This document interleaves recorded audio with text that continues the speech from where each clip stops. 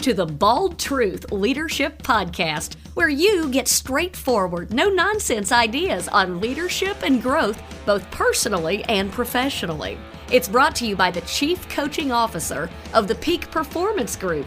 He's also a brilliant and successful serial entrepreneur. He's a two-time author. He's a certified executive coach. He's a sales genius. He's bald. Hey now. And he's your host of the Bald Truth Leadership Podcast.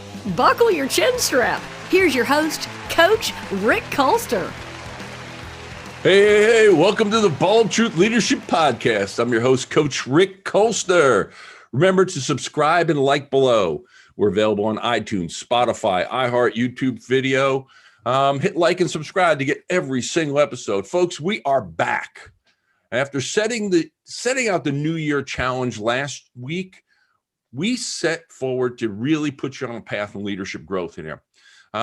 Balters is stepping into a fun area this week. This is kind of fun. We're going to talk about aviation and leadership. That's right, flying.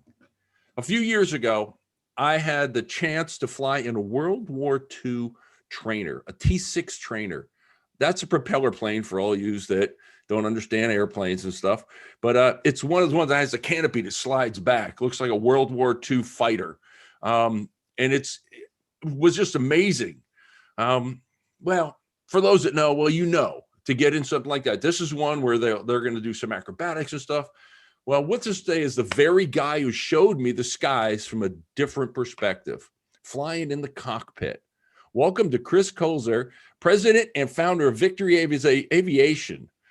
They're a flight training that ties in leadership and life skills into their training. And he's also the guy that flew to T6 and almost made me barf, for goodness sakes. We did a couple of barrel rolls, a couple aileron rolls. And I got to tell you, man, we had some fun. He's also was a former Marine F-18 instructor pilot with a long career in the Marines, both active and reserve duty. We thank him for his service.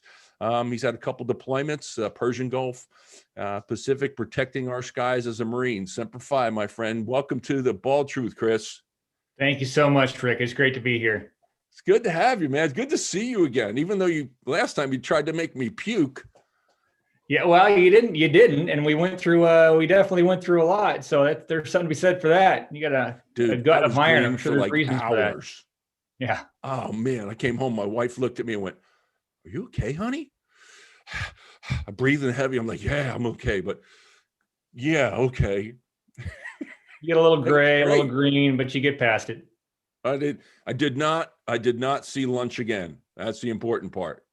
Yeah, that's unusual too. That airplane's great for aerobatics, but if people aren't used to it, then it definitely has an effect on the stomach. Oh, absolutely. But what a fun time, man. We flew out of Alliance Airport right here in the DFW airport, flew out over Eagle Mountain Lake and did some, what'd you call them? Were they barrel rolls? Is that what they were? Barrel roll, aileron roll. We probably did a loop because you handle all the earlier stuff very well. So normally we'll do a wing over, aileron roll, something kind of gentle, go into barrel rolls, and then a loop if people are feeling good. Yeah, I did them all. I was just like, but I tell you what, that was something else. What a cool experience. And it's a 12-cylinder propeller plane. It's a radial engine, 9 great big cylinders. The engine dates from the 20s, Pratt & Whitney. R1340. So the amount of history and the aircraft itself is such an example of American ingenuity and craftsmanship, where it was the technology of the airplane is 1930s. It was built in 1943. And because of the wartime construction and what it was used for, to train pilots to go off into combat from 1943 all the way into 1957, it served in the Navy. So jumping in that airplane is truly a time machine. So it's a privilege to fly it every time. Okay, now I have a question. You just raised something up here. Now, did the Air Force use these as well? They did, yeah. During World War II, as the Army Air Force, and transitioned to the Air Force after 1947. So the Air Force used these aircraft into probably the early to mid 50s. I forget the Navy, but the Navy and the Marine Corps were using them in this particular aircraft into 1957. They had 2 different names for them. The AT-6 is the name for the Air Force version. The Navy and Marine Corps called it the SNJ. virtually identical airplane, same manufacturer, North American, just different nomenclature. Well, that's it, because my dad was in the Air Force, went in 1940, actually went into the Navy in 1947, right out of high school. And Okay. then he moved over to the Air Force in 1948. We happened to find all his, DD-214, all his documents and Oh, his neat. discharge papers just recently, and we uncovered them in a box someplace. Oh, And wow. he was until 1953. So he was probably working on one of these planes at some point. He He was almost an certainly would airplane have been. mechanic. Yeah, absolutely would have been. You bet. How cool. Ah, that's something I didn't even think about till we were just talking about this. So let's talk flying jets, man. Sure. How fun is that? Come on, it's one of those things I have on my bucket list, is to fly in a fighter.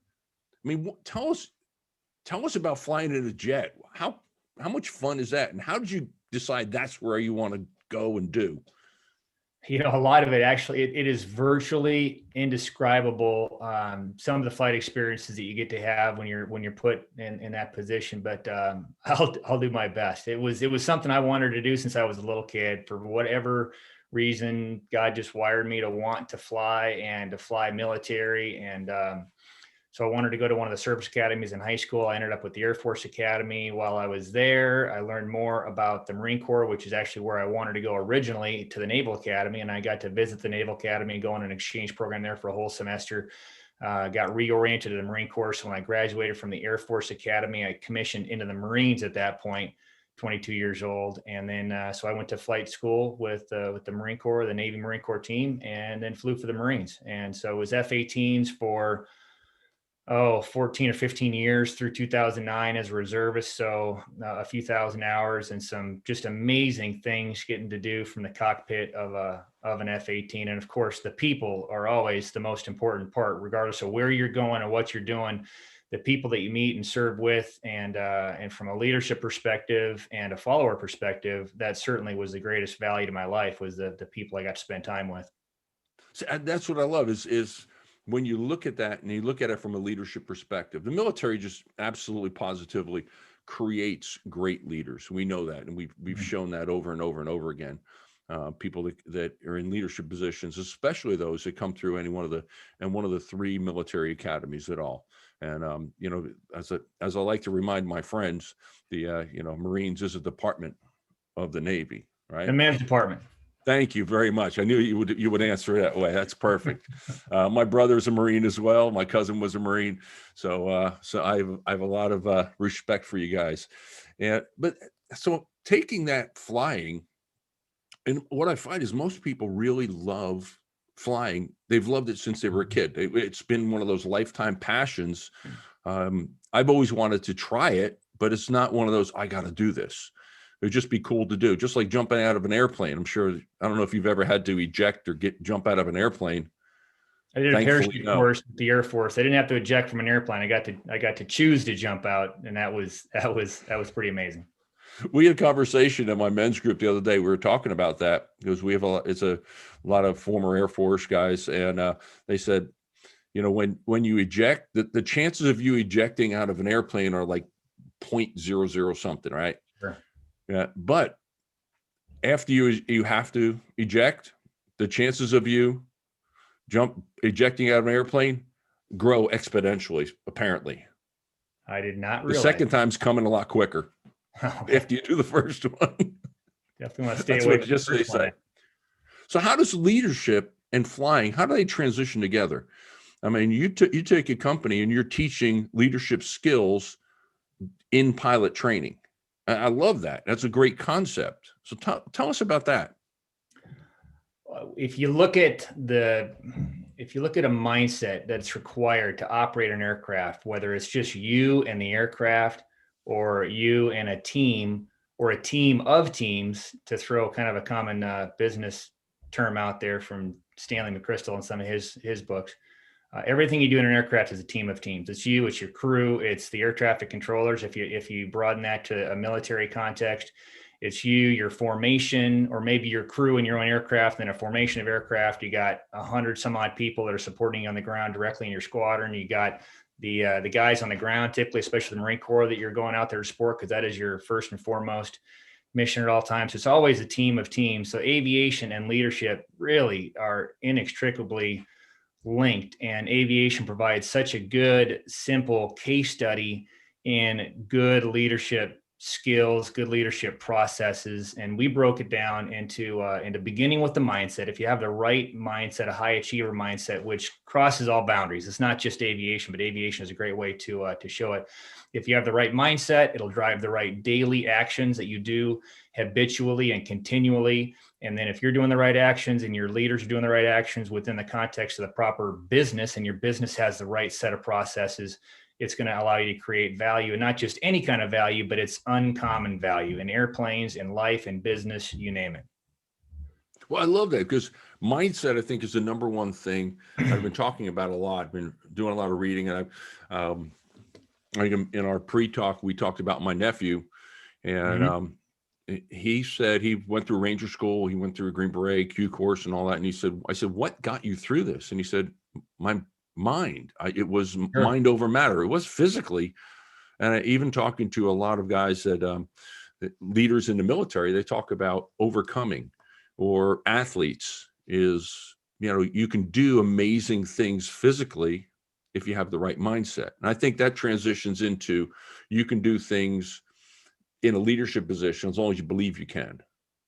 Absolutely. And when we sat down to start this, my partner and I, Tom Paquin, when he left active duty, he started a couple of energy companies in Texas, biodiesel companies, around 2008, 2009. And he ended up getting about $500,000 from investors to start that whole thing off for the first few years. Well, after 10 years, he sold the two companies and returned $100 million to the investors on their about $500,000 investment. So he took this mindset, his experiences in military leadership, and built a couple of great companies. He sat down. His brother was a Navy pilot, and I had been in business as well since I left active duty. So we sat down and tried to distill the lessons from flying, from Navy, Marine Corps, Air Force, you name it, into a simple set of leadership processes, mindset, daily actions, that kind of thing. And we started with this mindset we talk about. We call it the victory mindset, because it's Victory Aviation Company. And it starts with the team's vision, which any high achieving organization, sports team, government, you name it, it's got to start with a vision that links people together, motivates people, has that intrinsic motivation for everybody. So that's the first step. We have three components in the victory mindset. The vision and the commitment to the vision is the first one. Accountability, and not just any accountability, but choosing to be held accountable, willing accountability. And then if you choose to be held accountable and you can set yourself aside from a position of humility and commit to the team, then the third step is normalizing excellence, habitually normalizing excellence. And you see these three characteristics: vision, accountability, and excellence, normalized excellence, in any great sports team. In Vince Lombardi and his leadership of the Packers is one example, in the SEALs, in business. And so that mindset then will propel you to do certain good daily leadership actions. And that would be the next step of what we talk about. See, I love that. That's Vince Lombardi. I know you're referencing Vince Lombardi's quote, where he talks about excellence. One of my favorite quotes. Yeah. A commitment to excellence, regardless of your chosen field of endeavor. Yeah, that's the thing that's going to happen. Yeah, exactly. I love that. And actually, we saw, just the other day, I don't know if you're watching any football, and I tell you what, love him or hate him. And some people hate him, some people love him. Tom Brady. Yeah. This guy is a commit, and Drew Brees too. They played.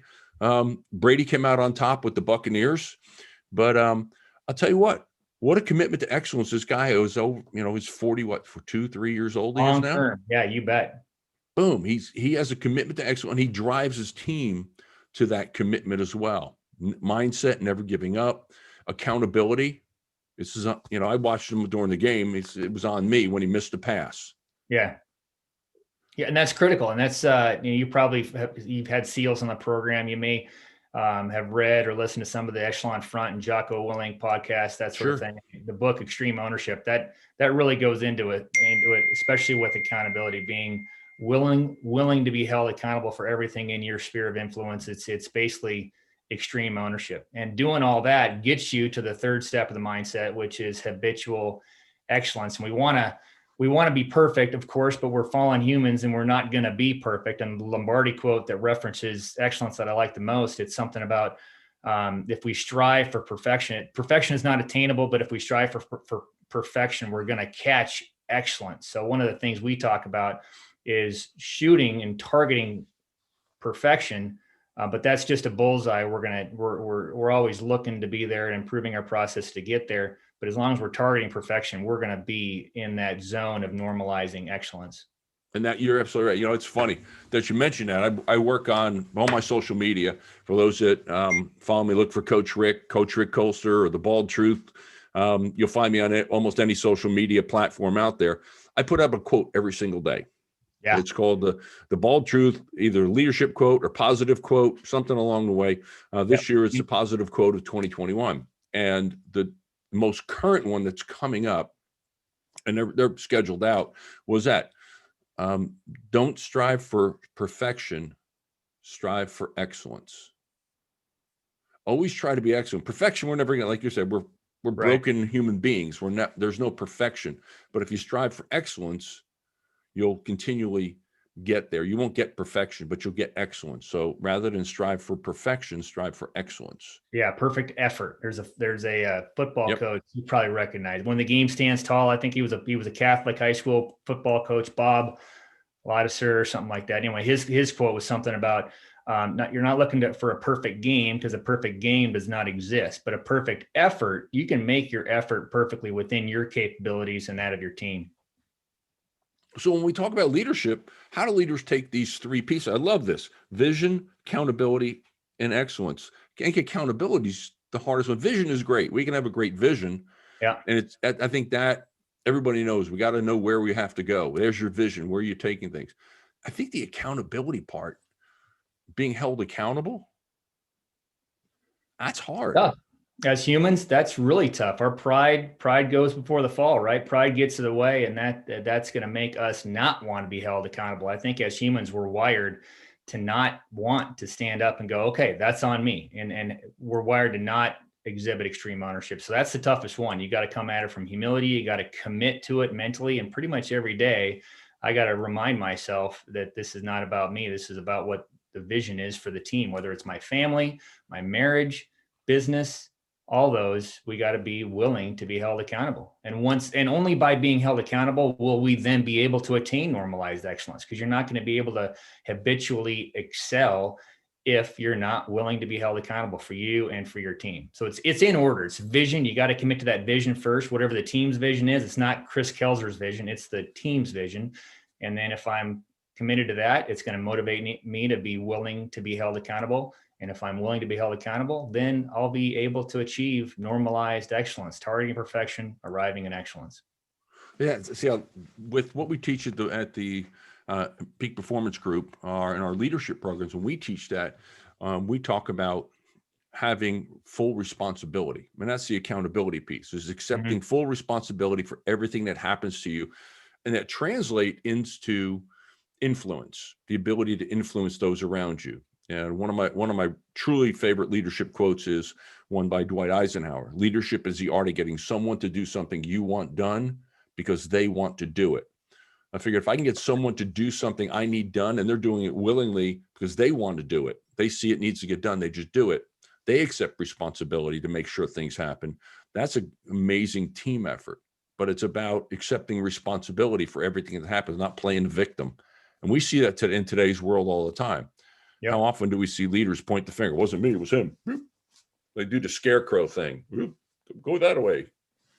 And what that degrades is the trust. The trust is how you're going to earn that privilege to influence somebody. And so if you commit to the same vision, people are going to be more likely to trust you and partner with you. If you're willing to be held accountable and they see that you are, they're going to trust you more. If they know that you're striving for perfection and arriving in a zone of normalized excellence, they're going to trust you. So those three things, the mindset will deepen trust amongst teams. And trust is the key: trust of the leaders, trust in and amongst the teams, and then a business culture or an operational culture or a family culture that continually builds and cultivates that mutual trust. And that's what it was all about in the Marine Corps. For flying, man, the airplanes were a great experience, and they were a vehicle for learning and for applying the national will and all that stuff, of course, for the Marine Corps.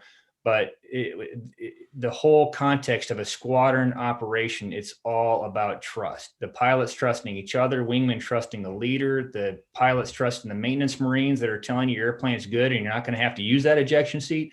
It's all about trust. And so in business and flying and life and family, we should be continually focused on building that trust with other humans. That's what Lencioni talks about in the 5 dysfunctions of a team. Right. Is that foundation of a good team is that trust. You have to have that trust. And coming from a sales background where I cut my teeth was in sales, people have to trust you in order to buy something from you. In order for business to happen, commerce to happen, people have to trust you. In order to trust you, they have to know you. And when they know you, then they can like you. So we call it know, like, trust. Yeah, great. Yeah. I got to know who you are. And if I know you, then I have the opportunity to like you. If I don't know you, I can't like you. If I don't like you, I'm surely not going to trust you. Exactly. So it's building that trust. That's a great thing. So you've been flying for forever, for probably almost 30 years, right? Yeah, well, I learned in high school when I was a kid, soloed in high school, and a little tail dragger in Montana in a pasture, and then went into the military, flew there, and now we just fly with the civilian program with Victory Aviation. We still get to fly that T6 that you and I flew. It's up here in Minnesota now, and then we have these 3 Marchetti S211 is what they're called, S211 jet trainers. So those are all. That's a cool plane, man. I'll tell you what, that's a cool plane. That's good airplane. It is. I bet it flies. So, okay. So you've been flying. So what are some of your favorite lessons that you learned? So, top key things leaders to know, to do, be aware of from your years of flying?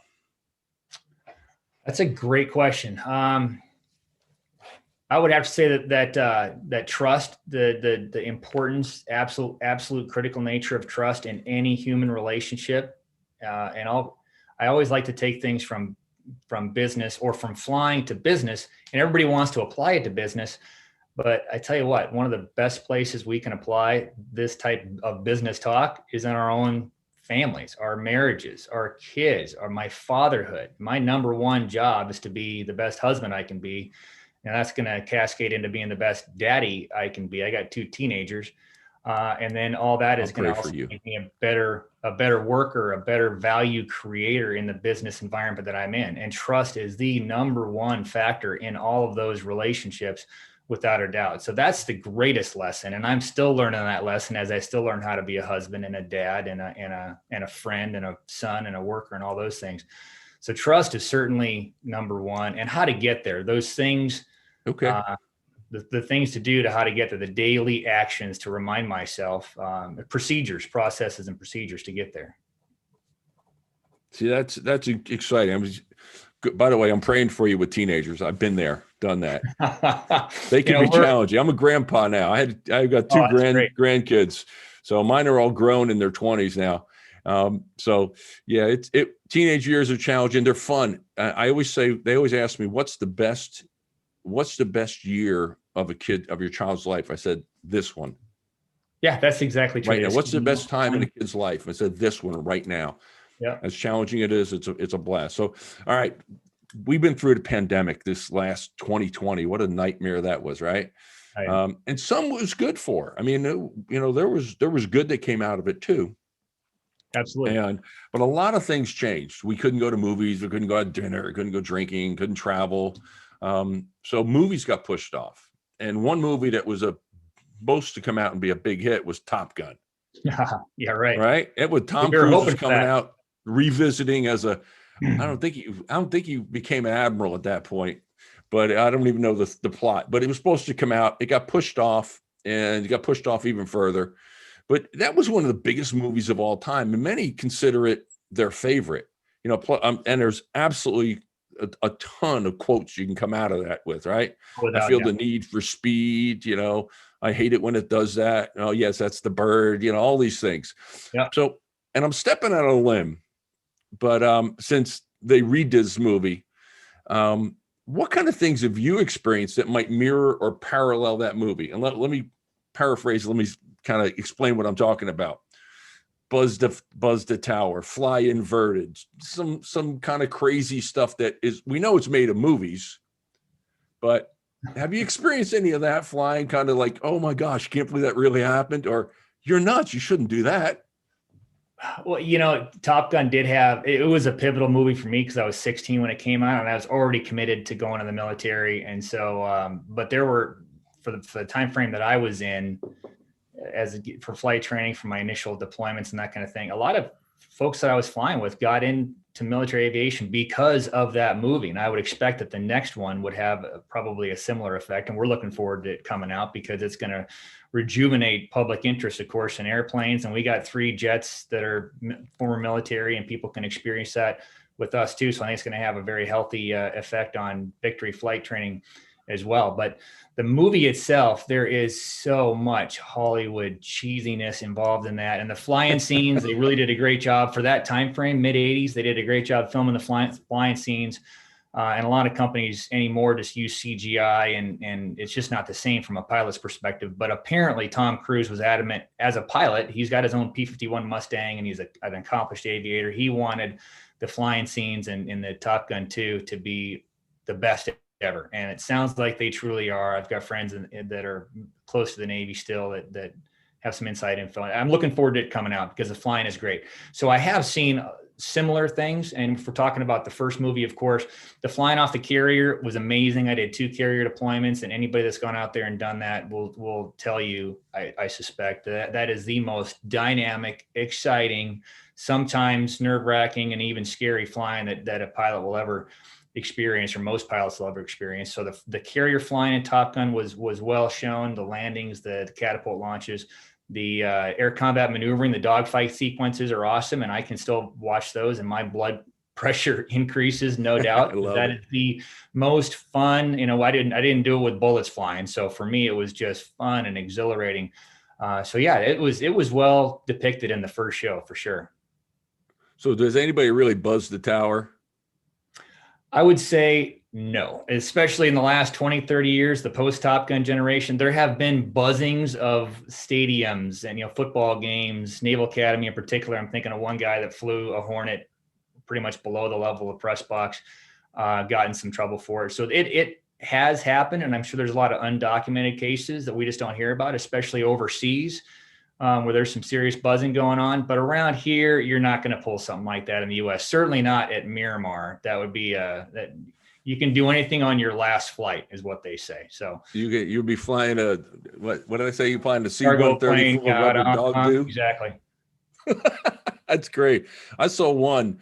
It was at Texas A&M. It was the last day or the last game before they rebuilt that stadium. So it was amazing. Dignitaries, and Texas A&M has had a lot of very famous people go through it. Sure. Bush Sr. was there that day. They had him in a golf cart, but he was there. They had the governor, Rick Perry at the time was the governor of Texas. He was there, and they had, they were going to turn to dirt because they were going to basically knock half the stadium down and rebuild it in a year. And they did. So they had a flyover. What year do you think? Oh gosh, it had to be like 13, probably 13 or 12 or 13. Okay. Right in there. Good. And I was done flying by that time, so I know I'm not a perpetrator in whatever you're about to. No, you didn't, but I think you know the guy who is. I think I do. I'm watching the flyover, and all of a sudden, it happened to be a T-38 trainer that was painted in Thunderbird color. So to keep it there. Oh yeah, and sure. I got you. Flying over top, and I went, holy smokes! And it was low. Yeah. And all of a sudden, as he crossed the edge of the stadium, he just went straight vertical. Beautiful. It was, and you could hear engines are roaring and all of this. And I ended up talking to the pilot, who I think we both know, who remained nameless for his own protection. Better. And but I said, did you really do that? He says, yeah, Rick Perry asked me to. I said, why? He was in the back seat. Oh wow. He says, can we go vertical? And he says, sir, you're the governor. We can do whatever you want. Oh, perfect. It was great. I'm glad it was. I told my daughter, I said, I know him. She goes, no, you don't. Yeah, I know everybody, honey. Yeah. And I did. That's a great airplane for a flyover too. And I know that our squadron had done, our Fort Worth squadron we were pretty much half Aggies, I think, if I quantified it, all airline pilots and in business in Texas, Sure. but as a service, half of them were Aggies. So I know that the squadron had done a number of flyovers down there. So I'm glad when you said T-38, I was glad we were no longer on the skyline. That's great. Okay, so we wrap up. What are your most important points for leaders to focus on or know? I would go back to trust, having a mindset that develops trust. That mindset that we talked about, Rick, vision, accountability, and normalizing excellence, and then applying that to your daily actions. And all those daily actions have to develop trust amongst your team. And you start with leading with integrity and action and establishing the fundamentals to include vision, assembling a team, and not just any team, but a team of teams that's agile. You work to develop that mutual trust. You equip them for agility, you solve issues, you maintain accountability. All these things that leaders do on a daily basis develop trust amongst the team and enable you to accomplish great things and create uncommon value. Not the value that regular operations are doing, but something that's just uncommon and unique. That's perfect. Thank you. So, Chris, I always ask all of our guests 3 questions, and I call them the bald truth questions, or Coach Rick's bald truth questions. So put you on the spot here a little bit. So here's number 1. Imagine that you're having a dinner party for 6 people. You're one of them. So you get to invite 5 people. But here's the caveat. You get to invite anybody you want in all of history. Okay. Alive or dead. And they're, it's imagine. So who would you invite? Alive or dead in all of history, if you were holding a dinner party and you could invite 5 people, what 5 would you invite? Alive and or why? dead, all of history. Okay. I'd have to invite Christ himself because I got a lot of questions for him when I meet him face to face. So I think he would be the greatest guest. George Washington, just with our country, the republic, and everything that it stands for, and the Constitution. George Washington would have to be one of them, and maybe even before him, somebody like Jefferson or Adams, so involved in writing the Constitution. Let's go with Thomas Jefferson. I got 5 people. 5, you said? You got 3 left. You got 2. 3 left. Okay, better get selective. How about Abigail Adams? The wisdom that she spoke into that relationship. That'd be a good one. Richard Wurmbrand, who was a missionary, had some amazing stories in Eastern Europe. I'd love to hear from him. Am I down to 1? Yep. Okay. Better pick somebody alive today. How about, no, I'm going to go with Winston Churchill. I read a bio of Churchill recently, and it was astounding. And he just sounds so witty and intelligent, a flawed human, but just an amazing man. So I'll go with him. There you go. Excellent. Great choices. All of them are great choices. So, we all have a timeline when, we end. We know that we don't know when it is, but it is. But it's a timeline. So imagine that an article is being written about you after you're gone. What's the title? Not what's in it, but what's the title? Title. You want something snappy from a marketing perspective, but you also don't want it to be silly or hollow.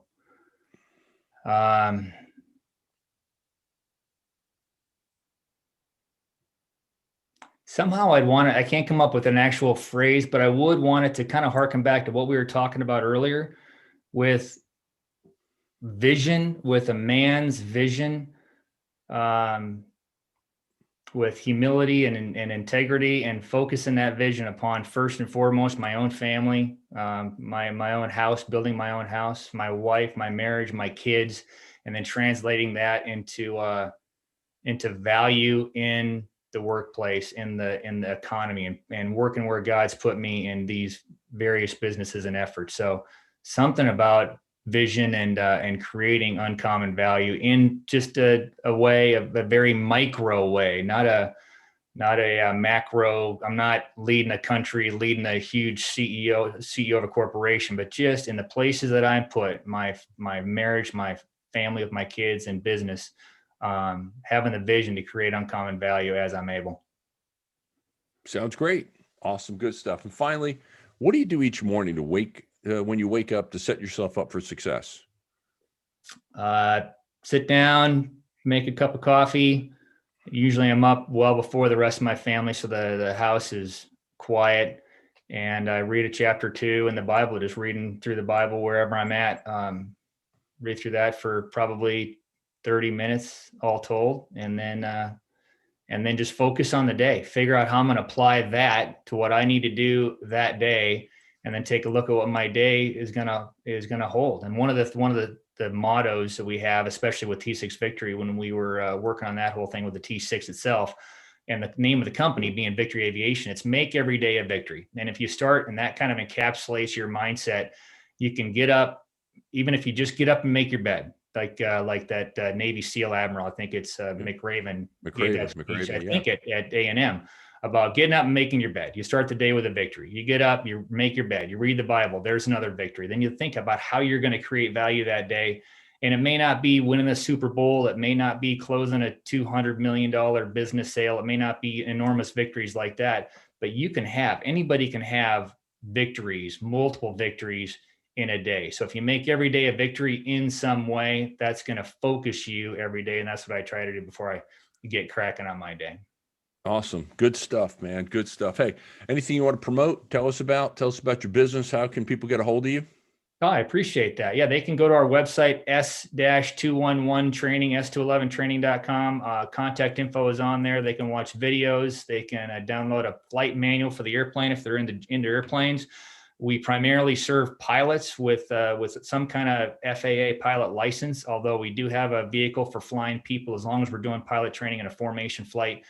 We have the ability sometimes to put people in the cockpit of the lead aircraft so we can fly other people and talk about how we apply these aviation skills to business and life. So yeah, have them go out there and take a look, and contact info's on there. We're on LinkedIn, Facebook, Instagram, all that other kind of good stuff too. But I appreciate that, Rick. Sounds great. So it's s-211.com. S as in Sierra, S-211, which is just kind of airplane, s-211training.com. Training. Okay. Yep. Training. Look down below, folks. It'll be down below if you're on YouTube watching this. And if you're listening, it's S as in Sierra -211training.com. So check them out. You get some good stuff. Fun flying. I had a blast flying with Chris. Maybe one of these days I'll get back out there. He'll put me in that lead aircraft and let me do another barrel roll in a real jet. Good stuff, man. Chris, thank you. Thanks for sharing. It's good stuff. Great stuff. You know, I love it. Vision, accountability, and excellence. Those are key things, key leadership points you want to think of, folks, is make sure your vision's strong. Make sure you accept accountability as a leader, accept accountability, and always strive for normalized excellence. Make excellence your normal way of doing business. And I love Chris for sharing those points with us. Keep going, folks. This has been a good day. Chris, thanks for spending time with us. I'm Coach Rick, and that's The Bald Truth. You've been listening to The Bald Truth with Coach Rick of the Peak Performance Group, the company that helps people and organizations reach their potential. If you're looking for a way to grow your organization, whether it's sales or strategic direction, the Peak Performance Group coaches can help you grow with their proven business acceleration process. Call them at 817-748-7425 or go to mypotentialplus.com and they'll connect you with the right coach for you. And remember to subscribe and like below. The Bold Truth Leadership Podcast is available on iTunes, Spotify, iHeart, and YouTube video. Hit like and subscribe to get every episode. Thanks for listening to the Bald Truth Leadership Podcast. And until next time, roll up your sleeves and get to work, and you can make things happen. I'm Coach Rick, and that's The Bald Truth.